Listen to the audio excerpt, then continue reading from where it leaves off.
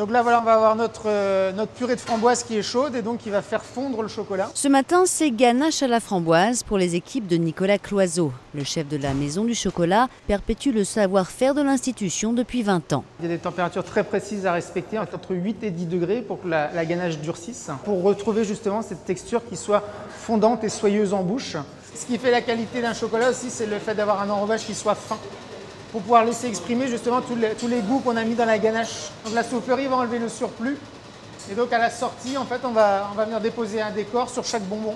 Au total, une trentaine de classiques sont proposés. La partie la plus difficile de mon métier, c'est de faire évoluer ces grands classiques en séduisant les nouveaux consommateurs, mais en gardant nos clients historiques. Et c'est toute la difficulté de mon travail. Pour les collections de Noël, le travail commence un an avant.